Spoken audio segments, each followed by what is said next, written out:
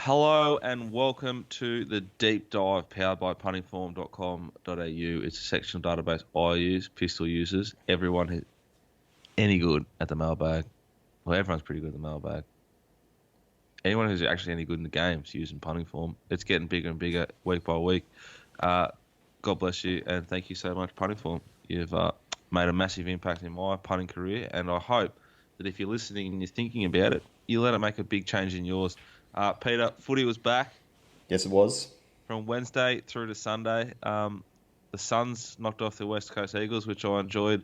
The Bulldogs got pumped, which I loved. Beveridge had a little tanty, which I enjoyed. Yep.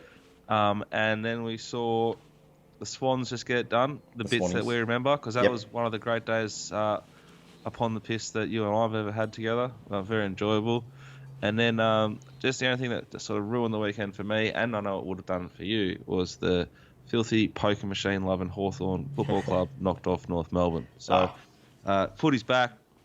Good time to be Victorian, isn't it? What's better than the P&O ship cruise, Flemington, members, Suns out, reasonably fast horses, decent prize money, great on-course atmosphere, followed by a bit of a session afterwards. And it's been 3 weeks in a row of the on-course atmosphere, perfect weather at Flemington. Like, it's actually impossible to beat. You walk back, shoulders up, like shoulders back, chin up when you've won a shit ton. Like it's just been 3 of the biggest weekends of my life, to be honest. To be fair as well, like I'm probably a little bit biased because it has been a very good 3 weeks being back and being at Flemington and having success and all that sort of thing. But is Melbourne not back? Like, if there was any doubt that this city was ever going to recover, like, it has been erased. Like, I got back 3 weeks ago now. It was pumping the first night I went out, which was a Thursday, and it is legitimately back. Like, world's most livable, done. It's already there. It's back. It is glorious. It was a really enjoyable day, different day for us on track. We had a bunch of I don't know, I don't like to call them clients, customers, long-term clients, Yep. viewers on track with us all day long. Couple came in and came out and came back and left, and TB was there all day dominating. He truly is an ornament to the game. Yep. A living treasure. Couldn't have been more generous with his time to each and every person on track. And I said to him, I said, Terence, they're going to come for you. Like, just don't get too comfortable. He goes, what do you mean? I said, after about race 6 or 7, they've had their 6th or 7th schooner. They start to be a little bit more confident. And that was what happened. He got diggerized a fair bit, and he was so good about it. I thought it was really... I enjoyed having people there more than I thought I would. You? Yeah, completely agree. I think that's probably... It's just one of the more enjoyable parts of the day, isn't it?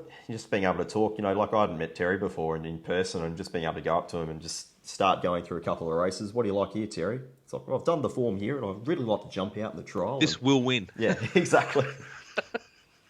It was outstanding a few times. It was great value. So yeah, big thanks to Terry Bailey for making the day. I think for a few of the younger lads especially, in Mitch and Andy. So, look, great day. We'll hopefully do another one, I reckon, coming into the spring.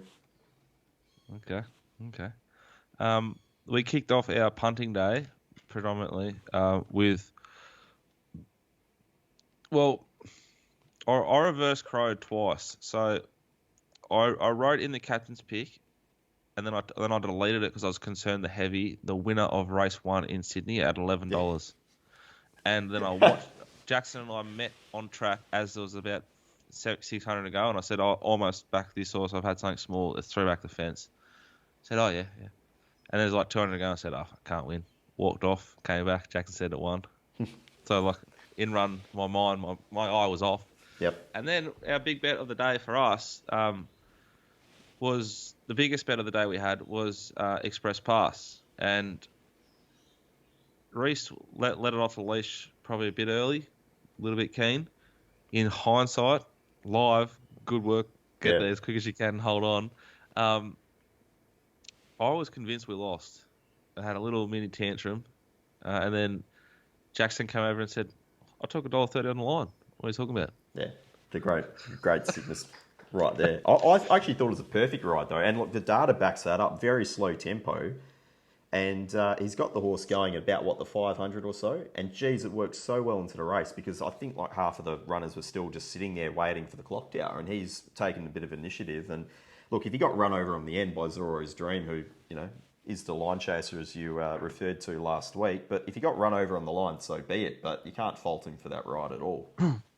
Still feel completely sick and thinking of you, Mitch Freeman. We back Zoro's Dream to win on debut at Cranbourne. Set it off everywhere. It's a One great of the big story. bets, bigger plunders of all time, was knocked off by Diasonic. Yep. Who just going to get up Diasonic now just to see where that horse ended up. You remember being told by AD after the race, you left the cash on the table there, boys. Thanks. Good. Yeah, but full credit to Mitch. I think Zoro's Dream's you'd love to own it. You get a lot out of that horse. Proper track and trip horse, isn't it? Have to respect it, Flemington. But it's a great track and trip to be like suited at, if you know what I mean. Yeah. Yeah, so Diasonic won once more after knocking us off there on debut, and it was at the Sapphire Coast in a $24,000 race. Yep. 24K, so probably 10K the winner or something, You get that, don't you? Well, I mean, you know what you also get? You get on the day a couple of mile races. There was 1, 2, 3, 4 of them. And you'd think the All-Star Mile would be the biggest figure on Punting Form's data when it comes to it after the event. Well, out of the 4, it's rated the third, with both Umgawa and Gentleman Roy performing better on the overall adjusted figures than Zaaki. So what does that say about the All-Star Mile? I think before we start and launch here that racing in Victoria is a fantastic product and everyone's doing a really good job and survived COVID and grateful. We're in a great spot. I think we've got this race wrong. I think the two best horses in Australia at the moment are Animo and Hitotsu. Yep.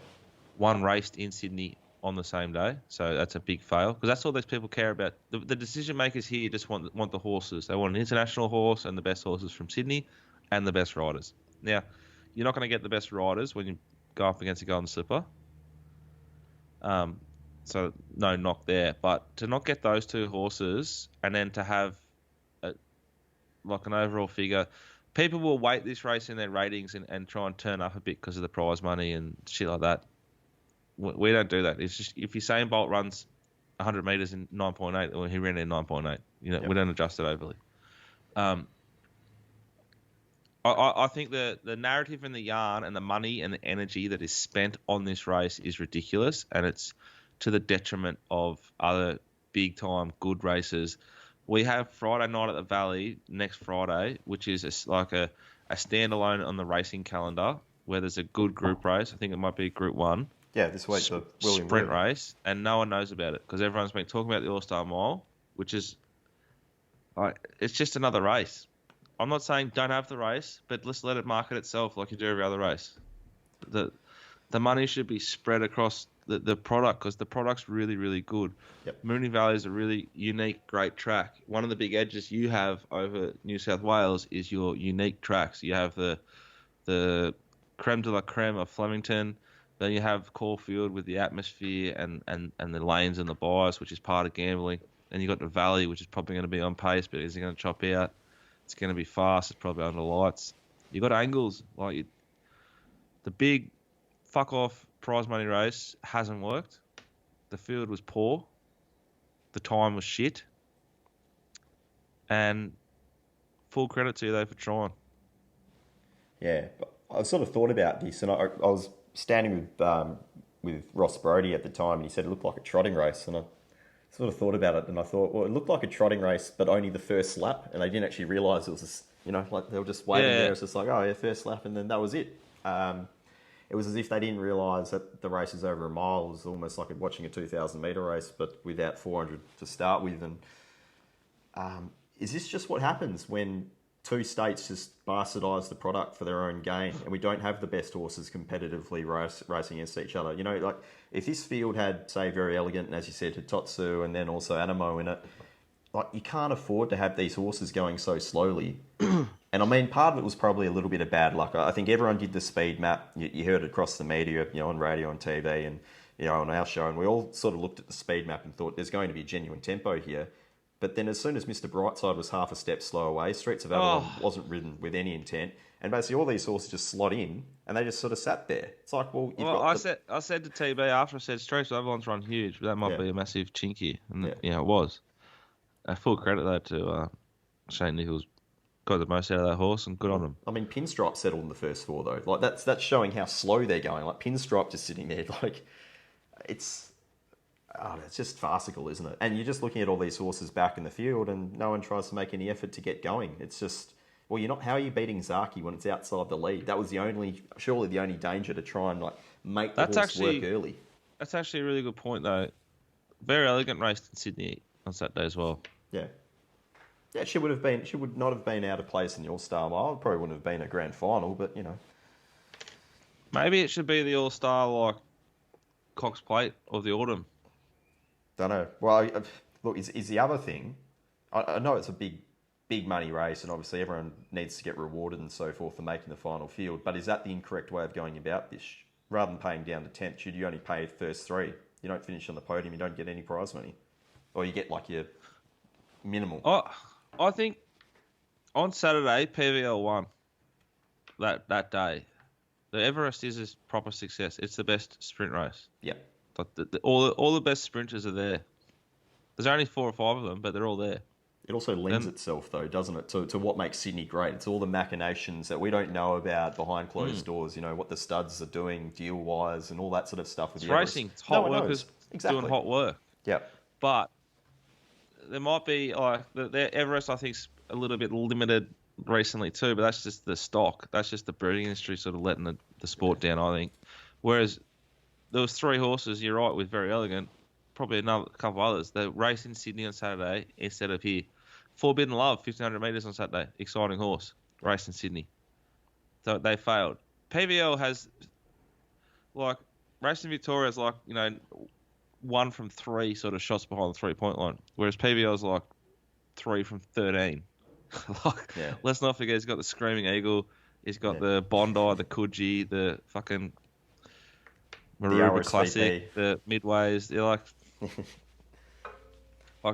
he's throwing a lot of big shots that have not hit anything. You know, like along came Polly. That's what we need to cut over. If we had cash for an editor here. Like it's Iceman. Nigga Rain. T. Good clip that. R.I.P. Philip. He's Philip Seymour Hoffman. He's now so like I think a non-event race, to be honest, but not a complete failure. Like, but I don't know if it changes the atmosphere on course if you don't have if the race is worth $2 million and the Manicato is worth an extra $1 million. Yeah. Or the William Reid, whatever it is, this Friday night, for example. Like, if I was running it, I'd be doing it differently. But I think a lot of stuff is really, really good.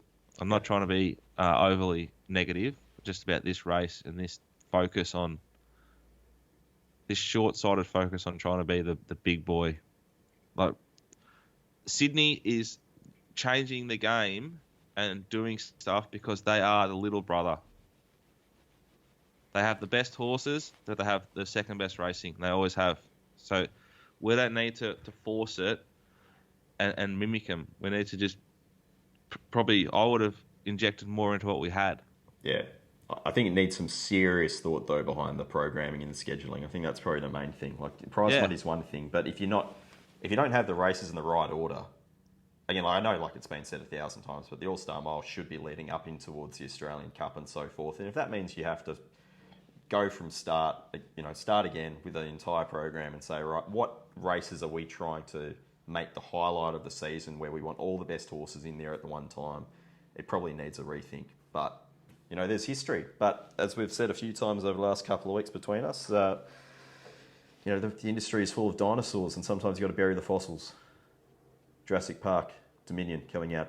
Or Jurassic World Dominion. I'm not going to actually coming out this July. Bury them, but yeah. So I think out of the race, you can follow Zaaki. Yep. You can follow I'm Thunderstruck, and I reckon that's about all you can do. Look, I was keen, Inspirational Girl. She lost a heap of momentum on the corner. And one more thing, but they're not going to blame themselves or the rider, they're going to blame the setup. So Yeah, next year exactly. they'll go on a different pattern to win this race, which will probably be based like. The beautiful thing was some of these horses, you saw them have 2 or 3 runs in Victoria leading into this race, which is what I would want if I was running it.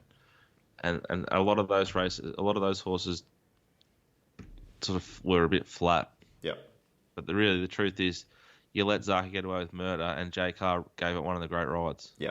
And so you go look at her sectionals, absolute turn on. Absolute. Oh, and look, full credit to Annabelle Neesham. Zaaki on Saturday was the best parade I've seen over the last 3 weeks at Flemington. Really? Yep. Okay. Yep. Full credit, you too. Good. All right. What else should we talk about? I mean, look, we mentioned quickly some of the touch on the suit. Should I start getting it fitted? Look, probably. Well, there's going to be angles. I'm going to have to really dig one out for. I don't think I'll be betting big at Mornington. So personally, what makes me the happiest, guys, is he hates Mornington, so he's going to have to either work to find a bet there or find one at the Valley. Oh, it'll be the Valley, and then I'll really have a decent crack at something Bendigo. But look, it was the right bet. Just picked the wrong horses. The first horse paid 14,000. There was always going to be something at stupid price that got up there, and Straits of Avalon was your horse. Yep. Anyway, too good. Okay, other horses to follow on too the good, card? me. Full credit, me. Oh yeah, full credit you. Thank you, Peter. Full credit. Pondus, I didn't give it enough of a push. Oh, holy we sort of liked shit. it when liked it at a price, but geez, I did mention part of the reason It's I been liked it. Secret Blaze though and Grand Slam. Yeah, so I think we've got to calm down. But Peter, to the eye, it put its legs in positions and did things that you don't see very often, in my opinion. It literally grew the wings. Yeah. This horse letting down at Flemington was what horses growing wings is to me, and I'm just glad it didn't back something else in the race because it'd be a fucking depressing way to lose. Yeah, definitely. But it's going to be overpriced. It'll be overbet and overpriced next start. And if they ever try to win anything with it, what's it going to be? It's in 6 months' time. They might go to Mornington next week and try and back up into that race where you win a ticket into the Caulfield Cup. Mornington Cup, yeah, I believe Where they were I've talking backed about that. Lloyd's horses before and done my money, so I'm just already scared of that. It is a tricky horse to profile, isn't it? Because it's not a PB figure on its punting form data, but it's been in really fast tempo races before when it's done that and hasn't necessarily flattered. Whereas this had that slow race first up, which was the Blamey, where there was a lot of real fat splits coming late, and it didn't disgrace itself. Wasn't suited versus the day. Here it's lobbed fast tempo, perfect spot, just put them away. But as you said, well established now. That's its first victory in Australia. It has to back it up and win again. But without me, I've got my cash out of it and done. And it's got to be overbet though, doesn't it? Yeah, I would have thought so. I thought the last race. Who cares? Yep. Interesting race to talk about, particularly when you analysed the post race, which we did. Well, I did it a lot with TB because I backed Bermudez. Race 7. Yeah. It looked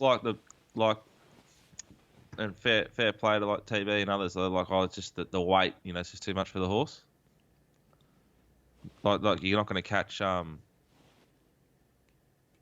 winner because he had no weight. Yeah. But they've gone so fast, and Gentleman Roy's been given a peach. Perfect ride, Group 1 Jai. Wasn't it interesting though, because a lot of people probably looked at this race to the eye and thought, they've gone relatively slow here, which is just not correct data-wise. It's obviously run faster than the All-Star Mile. The run of Cherry Tortoni was borderline hilarious to watch from the eagle eye view from the helicopter. It was just complete, certainty beaten. If he gets a clear run, it probably wins by a length and a half, but that's not how racing works. Interesting race, just more than anything. I didn't mean the weight. I meant the race shape. Bermudez was ridden outside its pattern, But they both just got enormous. Yeah. Bermudez, to 1,600 metres was an okay bet. It's improved fucking 5 lengths on what it did over the 1,200 metres down the straight. I'm happy with the decision. Just full credit. full credit, legitimate full credit. Sometimes we say it with a bit of jest. Full credit to the Hayes lads. Yeah. This horse has been up for a fucking long time now, and they have banked a ton of money. So good on them. Full credit. That was the biggest prize money race of that horse's life, and the biggest PB figure for its life. The biggest punting form. Yeah. Personal best it's done. So I wouldn't be surprised if there's a few winners out of this race. There looks like quite a few horses that have improved on their last start benchmark figure, their last start performance. I thought like this a good Milford conditioning race. Milford, I thought first up, it's a new PB for this horse already. Basically second prep Maroney, almost second prep Australia. So it had 2 runs, probably end of its first prep. I don't know in New South Wales after coming from Kiwi land. Then it had 3 runs last prep, where it was fair to say pretty disappointing. But it looks to me like it might have sort of bounced here. Yep, nice performance first up, isn't it? Yeah. All right. Anything else? Any other horses you want to follow? Full credit to us, Scotty Williams and Glassy Miss. They're probably still out kicking. I don't know. It's Monday morning now, Monday lunchtime. They probably are still going. Fuck you, Umgawa. Couldn't get it done for us. A few starts back at Flemington with another huge run like this, but flying. Corson stable is going better than ever. I don't know why, but they are. Yons, anything? No, just got the job done. Just a box ticker. Yeah. Yeah, I agree. Not totally convinced by the 2000, but she wasn't going to lose 20. Sort of did what it did what it had to do. Yeah. Really. Well, I don't know. End of run prep, probably not.